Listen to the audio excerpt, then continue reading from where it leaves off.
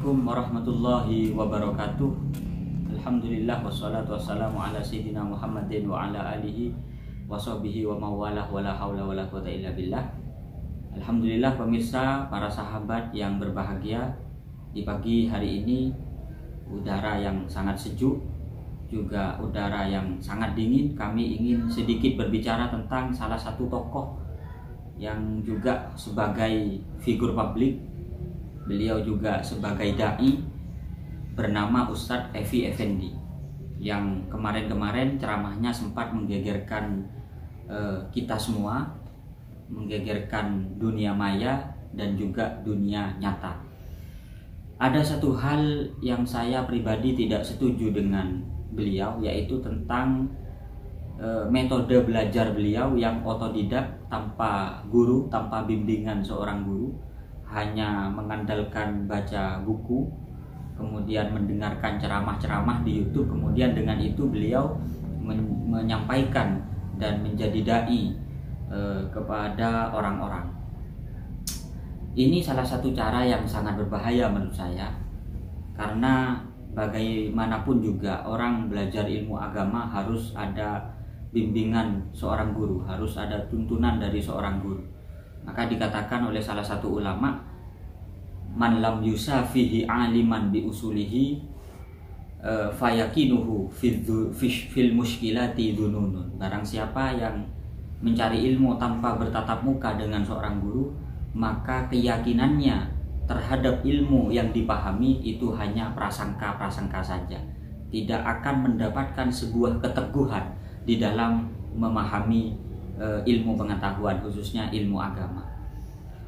Begitu juga saya sangat heran kepada beliau ketika beliau mengatakan guru saya adalah Rasulullah dan para sahabat.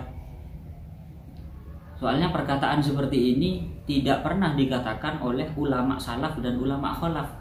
Kita lihat seperti Syekh Abdul Qadir Al-Jilani, tetap itu punya guru, punya mata rantai sanad yang semua gurunya terus sambung kepada Rasulullah SAW. Beliau tafaqqaha an Hammad wa Abil Wafa. Guru beliau di dalam ilmu fikih belajar kepada Syekh Hammad dan Syekh Abil Wafa. Beliau juga Imam Syafi'i berguru kepada Imam Malik. Imam Ghazali juga punya guru namanya Abul Ma'ali, Al-Imam Abul Ma'ali atau Imam Haramain Al-Juwaini. Kemudian Syekh Abil Hasan Ali Asyadili punya guru namanya Abdissalam Ibni Masis. Dan semua para ulama salaf dan khalaf tetap di dalam memahami sebuah ilmu agama itu menggunakan tuntunan seorang guru. Jadi lewat mencari ilmu lewat guru, tidak hanya mengandalkan pemahaman pribadi. Karena kalau ada orang mengatakan saya belajar langsung kepada Rasulullah, saya belajar langsung kepada para sahabat, cukup membaca hadis, cukup membaca Al-Quran, itu sama halnya ada orang listrik rumahnya itu disambungkan kepada tegangan yang sangat tinggi. Maka apa yang akan terjadi? Rumahnya akan konslet dan rumahnya akan terbakar. Ini bahaya kepada diri sendiri, juga bahaya kepada orang lain. Maka di dalam salah satu cerita ada dokter namanya Tuma Al-Hakim. Ini dokter yang menjadi simbol kebodohan pada masa itu, karena Tuma Al-Hakim ini adalah anak dari seorang dokter yang hebat dan terkenal. Tapi sayangnya ketika bapaknya atau ayahnya sudah wafat, meninggal dunia, akhirnya anaknya yang bernama Tuma Al-Hakim ini tidak sekolah kedokteran, cuma membaca buku-buku, kitab-kitab peninggalan atau warisan dari ayahnya. Sehingga ketika buka kitab yang sudah kuno, yang sudah lusuh, yang sudah tidak jelas kalimat-kalimatnya, menemukan keterangan habbatus sauda sifaun likulidda, bahwa habbatus sauda itu menjadi obat dari segala penyakit. Karena kitabnya sudah lama, sudah kuno, maka titiknya itu seakan-akan menjadi dua. Sehingga Tuma Al-Hakim menyangka itu iya, bukan habbah tapi hayyah. Nah, sedangkan kalau hayyah artinya ular. Jadi bacaannya hayyatus sauda, ular yang hitam bisa menjadi obat dari segala penyakit. Nah, ini akhirnya Tuma al-Hakim ini pergi ke hutan untuk mencari ular. Apa yang terjadi? Ternyata ularnya malah menggigit dan meracuni Tuma al-Hakim dan akhirnya mati Tuma al-Hakim. Ini bahaya kepada diri sendiri. Kalau fi riwayatin, ada dalam satu riwayat Tuma al-Hakim ini banyak membunuh pasien, banyak membunuh orang. Karena apa? Karena salah memberi resep obat kepada pasiennya. Karena obat-obatannya terbuat dari ular hitam, sesuai pemahaman dia terhadap kitab-kitab peninggalan dari bapaknya, sehingga banyak orang menjadi tambah parah penyakitnya dan bahkan banyak yang mati.